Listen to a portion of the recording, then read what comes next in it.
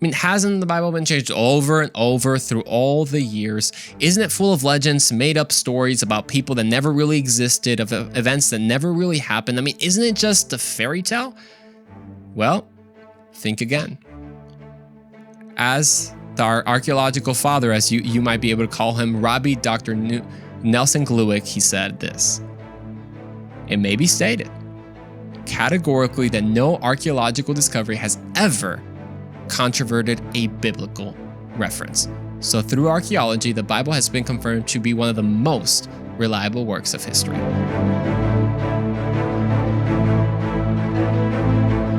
Welcome back to the Andrew Roman Show, man. I'm so happy that you've tuned in. Hey, remember, if you're new to the show, thanks for tuning in. Thank you for watching on YouTube and podcasts. And remember, we have over 100 episodes for you to enjoy. And really, my goal is to approach topics from a faith, culture, relationships, philosophy, and more recently, even science from a Christian perspective. I believe that following Jesus is relevant and life-changing.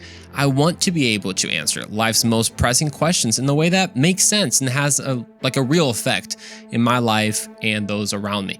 So whether those questions be about meaning, morality, identity, relationships, origin, destiny, where do we come from, where are we going, that's all what the show is about. Last week, we dove into the world of science, exploring the newest scientific facts about the fine-tuning of our universe and our Earth, looking at odds so improbable that it would take more faith, I would say, to believe that chance was responsible for the beginning of the universe.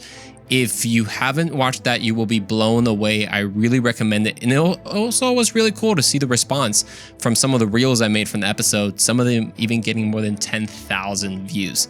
So pretty dope. Well, today we aren't slowing down. In this episode, we'll talk about 7 discoveries that prove that the Bible is not a fairy tale.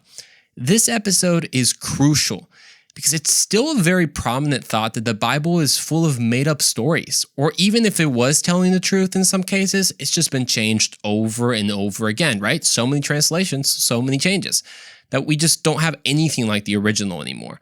Even Joe Rogan mentioned at some point that the whole thing was made up and changed by some priest and bishop. Like, wasn't the New Testament made up by Constantine, written hundreds of years after the actual events? I mean, think about it. You're talking about a guy walking on water, multiplying fish, the Old Testament. I mean, after all, we're talking about a flood, a guy living for 3 days in the belly of the whale. I mean, come on, are we supposed to really, take that seriously? Isn't it full of contradictions and inconsistencies? So many of these questions and accusations that I brought up obviously deserve their own episode, but today we're going to address one common misconception, that the Bible isn't historically reliable. It was a pervasive thought in the 19th and 20th century that the Bible was full of made-up people, that the events were just fairy tales, that the events never happened. It was no different than other books of mythologies, myths, and legends. And if you grew up in the church, you really took the historical accuracy of the Bible for granted, right? I mean, you thought David and Goliath, you're like, obviously they're real people. I learned about them in church. Abraham, the Israelites, it's all real. Well, I have good news for you. You're not crazy. They are real, but the question is how to prove it. Because one of the best ways to prove something is through corroborating evidence. Meaning, is there anything outside the Bible that confirms what's inside the Bible? Like any ancient text or story, whether it be the military victories of Alexander the Great, learning about the ancient Greeks, Assyria, Babylon, etc., we've been able to confirm their validity through various ancient historians, and most notably through something called archaeology. So archaeology is the study of human history and prehistory through the excavation of sites and analysis of artifacts and other physical remains. Biblical archaeology began in the 19th century, but really didn't become a serious discipline until the later half of that century. So remember, 19th century is right, the 1800s basically. Since then, there have been so many discoveries that corroborate the biblical text. In fact, Rabbi Dr. Nelson Glueck, one of the most respected men of his century, and by the way, when I say most respected, he was close to many Israeli statesmen, including David Ben-Gurion, Golda Meir, who else? Abba Eban, and for 24 years, he was president of the Hebrew Union College. In 1961, he delivered the benediction of President John F. Kennedy's inauguration. In 1963, he was featured on the cover of Time. So yeah, I would say he's a pretty important dude, just personally. That's what I would say. Well, Rabbi Gluck was one of the most famous in pioneering the work in the field of biblical archaeology. And this is what he says. So now that we know who we're talking about, this is what he says. It may be stated that categorically no archaeological discovery has ever controverted a biblical reference. Scores of archaeological findings have been made which confirm in clear outline or in exact detail historical statements in the Bible. This is about to blow your mind.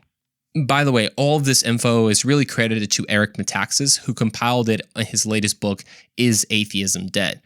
Like we said in the last episode talking about scientific discoveries of our universe, this will either strengthen your faith in God and trust in the Bible, or shake your skepticism, can I even say that word? Skepticism of God in the Bible. This episode is not just for the Bible nerds like me. I'm really doing this because I take my faith seriously, and I think so should you. You and I don't have time to believe in fairy tales. So let's get into it. It's going to be a long one, but it's going to be well worth the wait. So definitely pay attention. Discovery number 1. As early as the 19th century, there was at least some evidence from nearly every major people group and empire, from the Babylonians to the Persians. I mean, the ancient writers had accounted for all of them and for many others too I didn't mention. Yet there was no extra biblical evidence for a significant people mentioned in the Bible, the Hittites. Now, the Hittites weren't some small tribe, someone, barely mentioned like the Nephilim. No. The Hittites are mentioned 46 times in the Bible. We first hear about them in the time of Abraham in Genesis 23, when Abraham purchased what is known as the Cave of the Patriarchs from a Hittite named Ephron. And we continue to hear about them hundreds of years later in Deuteronomy as one of those occupying the land of Canaan. Fast forward to the time of David, the Hittites, they're still there. Bathsheba's husband was Uriah the Hittite. So the Bible portrays them as a vast empire with tremendous power, stretching through the centuries. So where had they gone? I mean, why was there no trace of them anywhere, even in ancient literature? For scholars of the 19th century, the Hittites became Exhibit A in the case against the historical accuracy of the Bible. The puzzle of this mysterious people began to form as early as 1809. Now, when the Swiss explorer Johann Ludwig Burckhardt, okay, to be honest, I don't really know if I said his name right, but I'm going to try it again. Explorer Johann Ludwig Burckhardt. And by the way, he actually took on a Muslim name, which is way more complicated. So I'm going to butcher that. So let's just call him Johann, right? Let's just call him Johnny. So Johnny over here was visiting Syria in search of an ancient city called Petra. In that journey, he was actually traveling through northern Syria and the city of Hamath, where he noticed some black basalt stones in the foundation of a building. Now, on them was an inscription in a strange-looking language. Now, he only writes about this in his journal, which was published 5 years after his death. He writes, quote, "In the corner of a house." Wait, he was Swiss, right? So I don't know what's a Swiss accent. I feel like maybe it's almost like German, maybe? Like it's like a German accent, In the corner of a house, in the bazaar, is a stone with a number of small figures, in signs which appear to be a kind of hieroglyphic writing, though it does not resemble that of Egypt. How is that? Hey, if you're Swiss, I'm so sorry. I just like trying to do accents, so I apologize. But he wrote in his journal, this discovery, though, was lost another 50 years and no one found out about it. Meanwhile, in 1834, another explorer, this time it was a French one, discovered another piece of the light, another piece of the puzzle, I should say.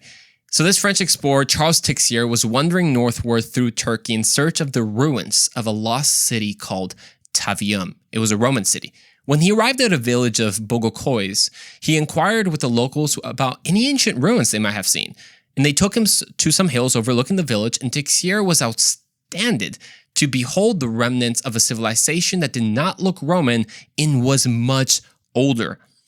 Now, there were several colossal fortifications with stones of extraordinary size. Then there was another monumental wall, then a gate on which he saw a larger-than-life helmeted figure holding an axe. Another mile down, another gate. He discovered an ancient city that would have been larger than ancient Athens. Imagine that. A year later, a British diplomat by the name of William Hamilton discovered a second ancient site only 12 miles north. At this point, the news had broken out. Something was definitely going on in Turkey. George Perot, another discoverer, discovered what others had missed previously. It was a long inscription stretching 25 feet across, carved into the face of the rock.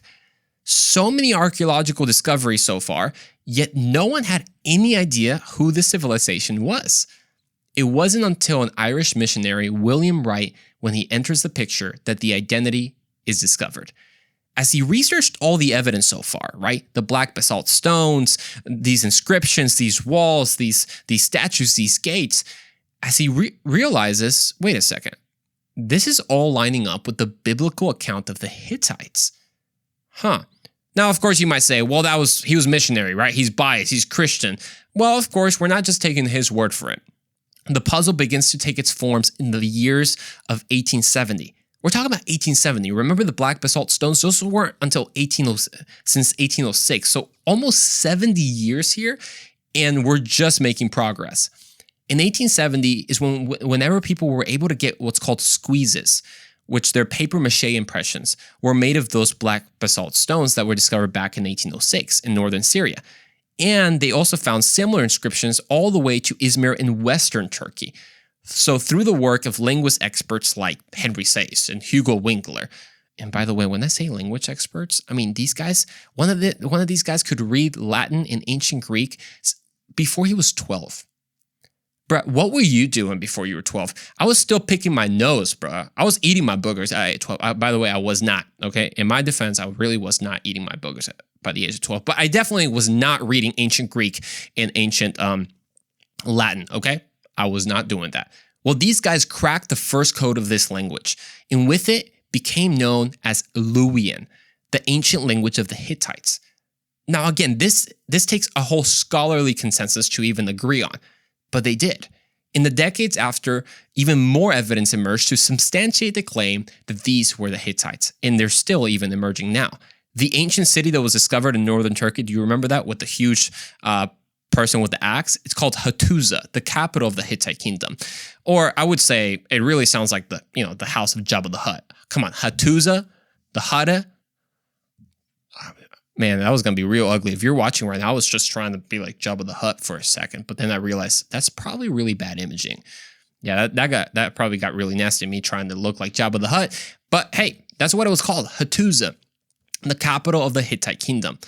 And the long inscription that was found was actually a list of Hittite kings who had dealings with the Egyptians. It is now the consensus of scholars, both secular and Christian, that Irish missionary was right. If it wouldn't have been for that old document called the Bible, history never would have had the honor of discovering the Hittites. Discovery number 2. In the 1800s, it was really just a groundbreaking time for the world, like improving to the world that the Bible wasn't a fairy tale. So many of these things that I'm going to talk about was, in fact, all happened during the 1800s. Well, similarly, Sir Austin Henry Layard, I know all these names are so hard, to be honest with you, so I'm sorry if I butcher these, is one person to thank for this next discovery. Unlike some discoveries that are unveiled by happenstance, you might say, where someone just happens to find it, i.e., the Swiss explorer Johnny that found the black basalt stones just trying to find the city of Petra, this was not the case with what is known today as a black obelisk. In December of 1846, during the cold desert nights in Mosul, Iraq, Sir Austin's team were really just about to call it quits. Isn't that interesting? Like right when you're about to call it quits, you might just be in the verge of your greatest discovery. Now, luckily, he was able to convince his team to, hey, guys, let's just dig one more day, not even knowing that he was about to discover a more groundbreaking connection to the Bible. A workman's tool struck something hard. Remember, they hadn't found anything, but finally they struck something hard, and after a few minutes of digging it, it showed to be an outstanding black kind of limestone stele of some sort. It was kind of like an obelisk, topped in the form of a ziggurat, and decorated on all four sides with 5 registers of astonishingly well-preserved relief sculptures. I know, this was quite the description. You can Google all this to see it yourself. It dated from the 9th century BC. So by the 9th century, we're talking about like 800 BC. And it pictured the Assyrian king Shalmaneser III, who had reigned from 858 to 824 BC. So we're talking about a long, long time ago. Now, the images showed two kings prostrating themselves before this king Shalmaneser, along with the gifts of gold, even exotic animals like water buffaloes and rhinoceros. And the engraving were in what's called the Acadian Cuneiform. I know, man. Bro, I had to learn all these terms for this episode. So if you don't get it, that's fine, because I don't either. But cuneiform, sorry, I mispronounced it. Cuneiform was kind of engravings, right? So this is what it was written in old cuneiform, which was just being deciphered at the moment in the 1860s. So it's written in this old ancient Acadian cuneiform, which is just being discovered at that moment. And it took 2 long years for that black obelisk to make it back to the British Museum after it was discovered. But once it did, it was hailed as the most notable trophy in the world. And it wasn't until 1851 when and I'm going to say this right, is the Assyriologist, I believe, right? It's an expert in Assyrian things. So the Assyriologist of top rank, Edward Hicks, visited the museum that the final revelation came about what this object was. As he stood there observing the obelisk, he started to read one of the engravings. I mean, small flex, right? Here's this ancient, piece of stone from 800 something BC, and you're just a casual Edward Hicks just like reading it like if it was English. Small flex, but okay. And as he read it, this is actually what one of the engravings said. It said, quote, "I received the tribute of Jehu, son of Omri, silver, gold in a golden bowl, a golden vase with pointed bottom, golden tumblers, and golden buck, and a tiny staff for a king." Being an expert in biblical history, Hanks understood, wait a second, Jehu's the son of Omri? He understood that the monarch bowing and paying tribute to Shalmaneser was none other than the Hebrew king Jehu from the Bible. This 1851 discovery of a biblical king in an Assyrian stele from the 9th century BC struck a thunderous blow against all those inclined to dismiss the Bible as ahistorical or even mythical, as like no different than the fanciful epics of Gilgamesh and Homer's accounts of Cyclops. Yet another fact accepted by all scholars, secular and Christian. Pretty amazing stuff. The more you think about it, the more it blows your mind. Discovery number 3. Número 3. Número 3. Drei Nummer. Yeah, drei. Here we go. Discovery number 3. In the summer of 1868, Anglican medical missionary Frederick Klein, who had just settled in Jerusalem, rode across the Jordan River and went, I think it was eastward. Yeah, he went eastward towards what had been a long, long time ago, thousands of years ago, Moabite territory. Now, he had a close friend with him, Feni Alfayez, and they visited some locals who guided them to an ancient stone of theirs. Quick pause. This is where I love the Middle East. I mean, you ain't got this type of history in some places in the U.S. I mean, you can go a long time ago with Native Americans. But it's like, oh, no big deal. Just guided them, to some ancient stone of theirs. The most ancient thing I got here is probably, I should throw away that banana peel now that I think about it. I'm totally kidding. I did throw it away a long, long time ago. So these locals guide them to an ancient stone of theirs. It was another black basalt stele, about 3 feet in height and about 2 feet wide. It was obviously of remarkable antiquity, and what was most interesting, though, is it bore 34 lines of what looked much like Hebrew. Now, Frederick couldn't really read it, and he knew that he had found an archaeological treasure, however. On the spot, he negotiated to buy it from them. They all agreed on 100 Napoleons. I had no idea that Napoleons were even the currency back then, but that equates to about $400, which was a lot of money back then. The problem was that Frederick didn't have any money with him. How many of us? And yes, credit cards weren't invented at that time. He had just been slapping that credit card on that stone. I need to buy this right now. But he didn't have any money. And he had to actually go to the German government, who was sponsoring his trip, to get some funding for this thing. Now, he left, and each person gave their word saying, okay, we have settled on 100 Napoleons. But of course, you feel the plot twist coming. When he returned, somehow the word had gotten out that these locals now held some type of treasure. And they even had more possible clients. So they upped their price tenfold. After magically negotiating them back to 120 Napoleons, at least it was close enough, more problems arose. Now, the neighboring tribe, knowing what had happened, refused to allow the stone to even pass through their territory. They were even now at a standstill. And to make matters worse, a French archaeologist sent an Arab friend to just go make squeezes of the stone, right? I mean, think about this. It's tense. It's hot. I mean, once a false moves and one misunderstanding, you're talking about different language barriers, and now you're talking about a stone that could earn people a lot of money. And this French archaeologist just sends an Arab friend just to go make some squeezes. Remember that paper mache impression? So it's just go. At first, the friend, I believe his name was Caravaca. His name Caravaca was allowed to make some of the squeezes. But before he finished and dried, violence exploded. It's actually said that Caravaca suffered a spear wound to the face. Now that's some determination right there. Needing to survive, Caravaca's companion actually pulled the still wet squeeze, which ripped into 7 pieces, and they just said, "Skirt, we're out of here." He just bundled it up in his pocket, and they left. Afterwards, the locals actually broke the stone into 100 different fragments. Sounds like the end of the story. But through some luck and some determination, that French man who got his friend into some serious trouble was actually able to purchase enough of the fragments from the locals to recreate the stones with the squeezes that actually worked. And what made this stone so incredible to begin with, for so much toil and violence and money? Well, as we know now, the writing was Canaanite Paleo-Hebrew from the 9th century BC. Again, from the 1800s, the 800s BC. More exciting is that it actually recounted the events from a passage in the 3rd chapter of 2 Kings. The passage itself says, "Now Mesha, king of Moab, raised sheep, and he had to pay tribute to the king of Israel, a tribute of 100,000 rams." Side note, that's a lot of rams right there. This stone that they just found, that's called the Moabite Stone, spoke of this very event, and even included such details as Mesha being both a king and a sheep herder. How crazy is that?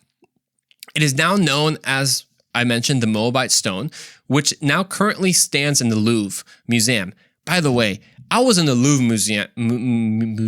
Museum like years ago, and I had no idea about this, which now is like one of my greatest regrets of. I was so bored in that museum, to be honest with you, because I thought the Louvre Museum was just all paintings, and I saw the Mona Lisa. It was like tiny, by the way. I was just like, really? That's the whole fuss about the Mona Lisa? Like, no big deal. Hey, my respects to the painting. But I had no idea that this archaeological discovery was in that museum. I can't believe it. It actually can still be seen there today, where it remains the longest inscription referring to the kingdom of Israel ever discovered. Discovery number 4. After the landmark discoveries of the Black Obelisk, if you remember talking about Jehu, the son of Omri, and the Moabite Stone, anything seemed possible at this point. If we could know that the distant 9th century BC, the Moabites and the Assyrians each had recorded their dealings with Israel, I mean, who knew how far back records of the Israelites might extend?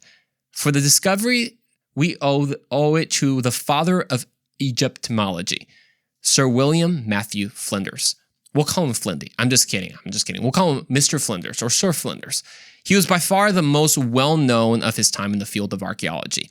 Also, the pioneer of the method called stratigraphic archaeology, which was a more delicate and precise way to dig from, as opposed to just good old-fashioned treasure hunting of like, let's get the bulldozer going. Okay, this was back in the 1800s, but man, they just went at it at the sand. So he developed a more safe procedure for everyone involved.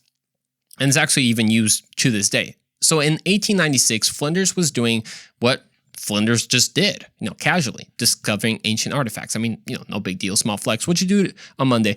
I just discovered an ancient artifact, dating, 1800 years. No big deal. What about you? Well, I couldn't decide what cereal I wanted. So this is what Flinders did.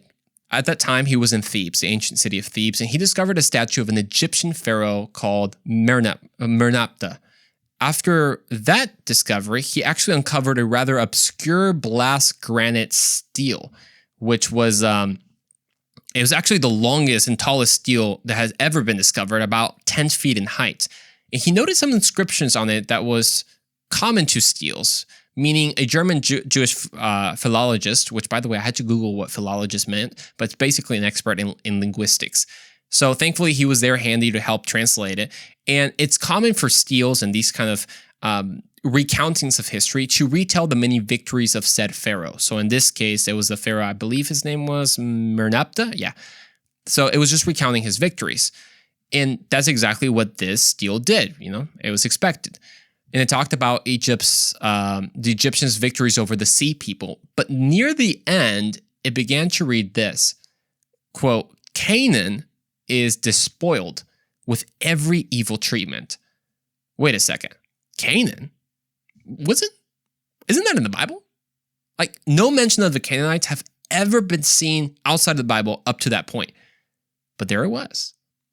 Yet here was evidence of them. On a stele that was in the 13th century BC. 13th century. Now we're talking about 1200 BC on an Egyptian stele confirming the biblical account. But it gets better. The inscription went on to say, quote, Ashkelon was captured. Gezer has been taken. Yonam has been destroyed. Then the line following made the two men very curious. It says, Israel is wasted. Its seed is not. What is it? ¿Qué dijo? Israel?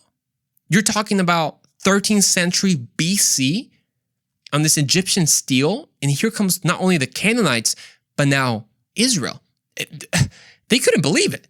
They're like, Israel's now mentioned on an Egyptian stele that dates as far as back as 1200 BC? Wow. This is not made up. And this is definitely not a fairy tale. Okay, quick pause. You keeping up with me so far? Just like the last episode, it's a bit long, so I apologize, but it's gonna be good. We're just getting to the top of the roller coaster. Remember, it's just 7 discoveries. We're going to discovery number 5, numero 5. Here we go. Now, it's interesting about archaeology is that it doesn't just deal with old stones. It also finds ancient artifacts and writings as well. So much of what we know now has to do with ancient historians writing about what they saw. But what's interesting is most of the writings of ancient historians, their originals have been lost, to history. We have copies of the originals, which are called manuscripts, usually written hundreds of years after the originals. Like, here's an example. The famous Julius Caesar wrote a chronicle of his military success in the ancient city of, I think it was Kalul or something. He titled it the Gallic War during the 1st century BC. That's when it happened. But the oldest copy we have of it so far is in the 8th century AD. We're talking about some 900 years later. I mean, did you hear that? 900 years later? And for many other historians, it can range from 1300 to 1500 years later after the original. Yet, obviously, we still consider them legit because even though they're so far removed from the events, because there's many ways to corroborate their claims. But that's a long time. When it comes to the Bible, you find an incredible high amount of skepticism. Even some claiming that the Bible has been changed throughout the times and throughout history, and we don't have what was first written. This is where discovery number 5 disintegrates this theory once and for all. It happened in 1947, when a clumsy 12-year-old shepherd boy went looking for his lost sheep along the cliffs overlooking the Dead Sea. Now, what's interesting is the cliffs are riddled with small caves. I mean, the chances of finding a cave was obviously very high. And doing what boys do, he flung a rock inside one of the caves. Honestly, I would have obviously done that. Just to hear the echo. I don't know, hear rock hitting against rock. But that's not what he heard. He actually heard the sound of crashing pottery. As any boy would, he went to investigate the sound. He actually found a bunch of old-looking pottery, and after opening one of them, he noticed they were filled with scrolls. We now know that this was one of 11 caves that are filled with ancient jars and scrolls that had been untouched for 2,000 years. They're called the Dead Sea Scrolls. Most significantly is that among these scrolls, we miraculously have something preserved of manuscripts of the Old Testament. In fact, no less than 37 out of the 39 books of the Old Testament are represented in those scrolls. It was finally time to put to rest this question of whether the Bible had been changed over the centuries, right? We finally had something that was over 2,000 years old. So if we're going to compare something, the time is now. The answer was a huge blow to the skeptics. The ancient Hebrew scriptures had been copied with a perfectly extraordinary faithfulness over the centuries.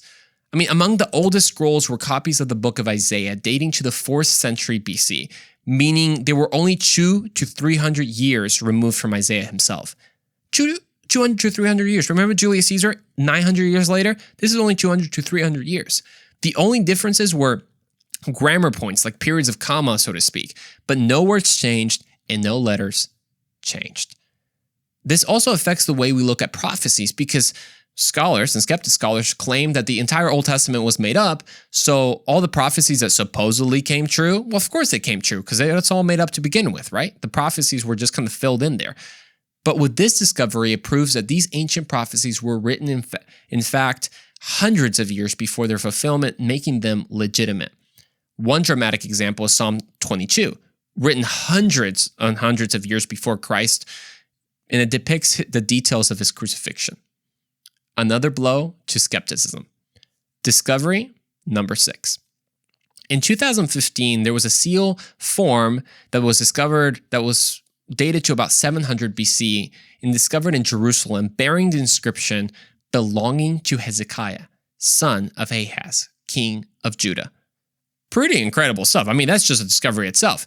Yet this wasn't the most amazing discovery from Hezekiah.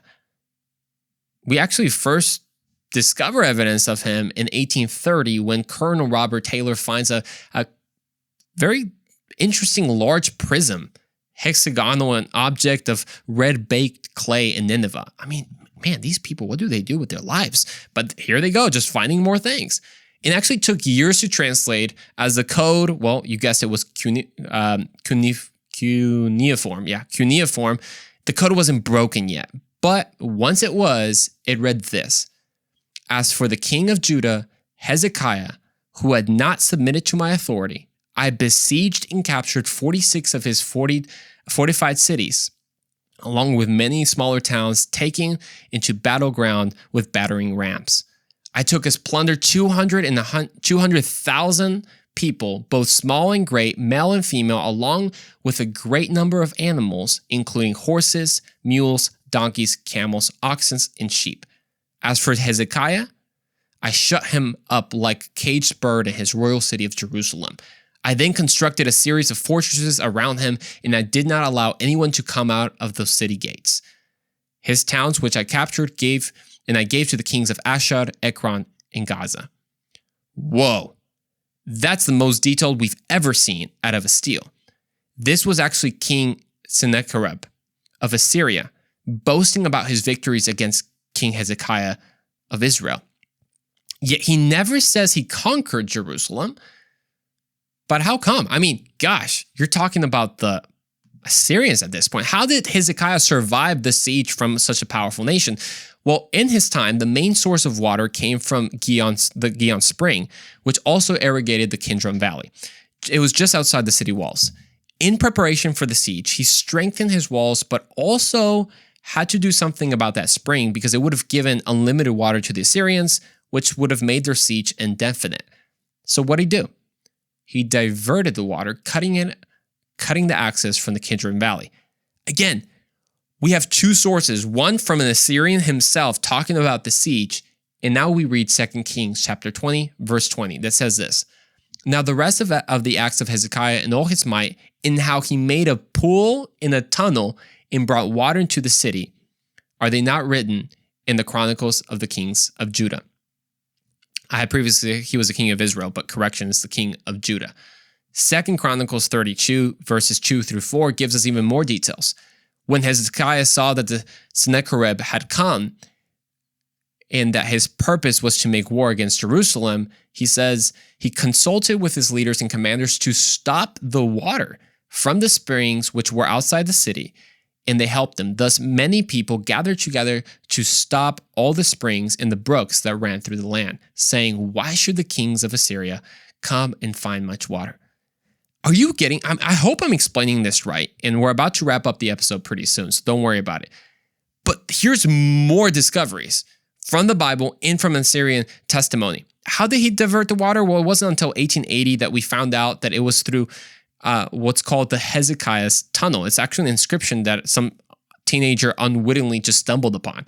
As a result of that discovery, we now understand that Hezekiah's ingenious plan from keeping the waters was actually just to build and actually carve his way through the living rock, creating a tunnel of more than 600, I believe it was 600 yards. Yeah, and you can see that tunnel even today. It goes from the Gihon Spring all the way to the Pool of Siloam. Discovery number 7. The final discovery might be the smallest of them all, but I think it has the greatest significance. It seems that God uses the most unusual people because, yeah, you guessed it, it's another kid that discovers it. First, the kid, the shepherd boy, then this other kid that's, discovered the inscription of the Hezekiah's tunnel. Now this kid. In 1979, Gabriel Berkey was having trouble having this archaeological investigation funded. He was trying to dig up some graves that had been looted such a long time ago that the Tel Aviv University wouldn't give him any money or students to excavate these burial chambers. But the Society of Protection of Nature offered a budget plus some 12 to 13-year-olds that were part of a local archaeological club. I mean, honestly, think of Russell from Up, right? Sir, we're ready to help. Here we go. Like, that's basically who they were. As the work began, I mean, gosh, you can imagine how helpful these kids were. They weren't. And actually, Barclay found one of these kids, probably his name was Russell. Actually, his real name was Nathan, but let's just call him Russell, to be extremely annoying. So he just sent him off to work somewhere else. Hey, just go clean up chamber 5. Just don't do dumb. Russell had just one job, clean it up. But being Russell, he snuck with him a hammer. And when he was bored, he started smashing the stone under the chamber, only to find out it wasn't very solid. Russell actually discovered another chamber under that one with 150 objects of silver and 160 semi-precious stones and a bunch of other things. Now the nearby universities offered their students to help. How convenient. At some point, they finally discovered a strange-looking object, which the leader described as purplish color. Obviously an infinity stone. I mean, we all know that, obviously. But actually, it wasn't an infinity stone, surprise, surprise. But it was an impossibly tiny pair of scrolls made of purest silver. He noticed so many letters on it, that divine name, the name that we say, Yahweh. And once they were able to safely unscroll this familiar passage, it was the priestly blessing from Numbers chapter 6, verse 24. That says, "The Lord bless you and keep you. The Lord make his face shine upon you and be gracious to you. The Lord lift up his countenance upon you and give you peace." It wasn't until 2004 that when we had the required technology that we were able to date this discovery to even years before the latest discovery so far, all the way to 650 BC, just before Nebuchadnezzar's destruction of Jerusalem. This pushed back the known existence of the Bible text several centuries. So, what happened? Was this accepted? Of course it was. It's just another blow to the skeptics and another blow to that theory that somehow this whole thing was invented by monks in the medieval times. Come on, guys. Really? These are just but a few of hundreds of discoveries. Of course, this is one of the longest episodes I've recorded myself, and this was only 7 things. But I just mentioned a few of hundreds of discoveries that have confirmed the historicity of the Bible. I haven't even said anything about the New Testament at this point. The discovery of Sodom and Gomorrah, the discovery of Jesus' hometown. I mean, so much more that obviously deserves, a different episode. But here's the thing. Hasn't the Bible been changed through all the years?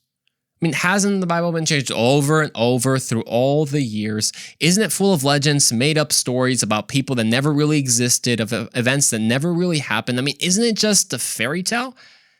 Well, think again. As our archaeological father, as you might be able to call him, Rabbi Dr. Nelson Gluick, he said this. it may be stated categorically that no archaeological discovery has ever controverted a biblical reference. So through archaeology, the Bible has been confirmed to be one of the most reliable works of history. We'll see you in the next episode of The Andrew Oman Show.